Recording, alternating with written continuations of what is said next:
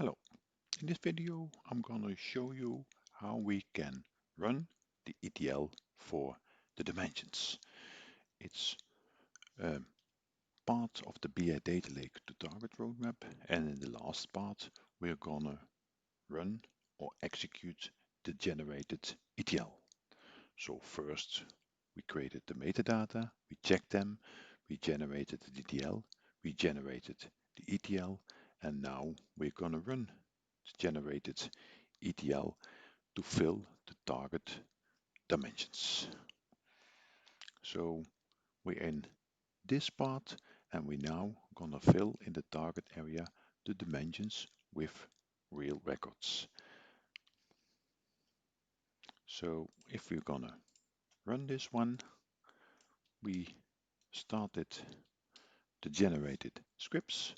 So in the work directory for your project, in the target subdirectory, there is a script dm for the datamart underscore dim for the dimensions, and we can run this. We do it now directly, but normally this will be done in the night job, and we can execute this one into the night job. He's now running the scripts, the dimensions to fill it. Dimension day, one moment, and then we're going to look at the details of it.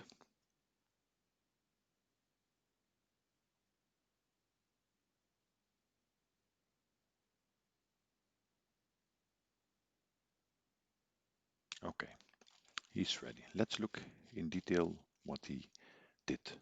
So I said start the execute of dimensions.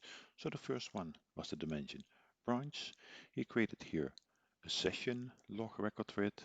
He inserted dummy records in it, so -1 and a -2, so that we later can set relations from the facts to the dimensions.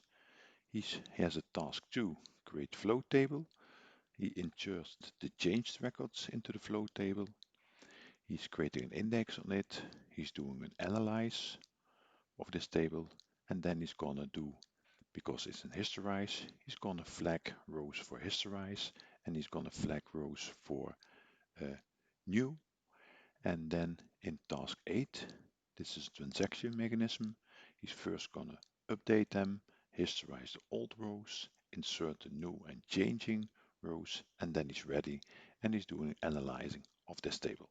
So these are the tasks for dimension with history on it. Slowly change the dimension type to. If we look to another one, for example, dim underscore customer, it has no history. It slowly changes dimension type to, so it looks the same.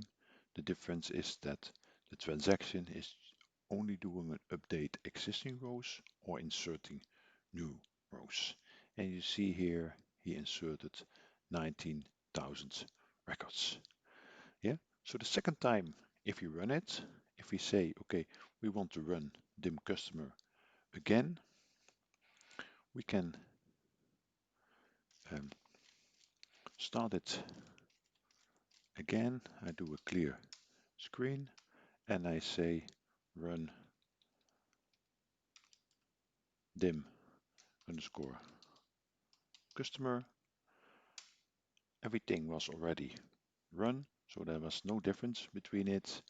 And now in the first step, he's recognizing there are no changes, so the number of updates and inserts are 0. That's the reason why it's going very quick. He's only modifying the changed rows now. Thank you for watching this video, and I'll see you back in one of the other videos.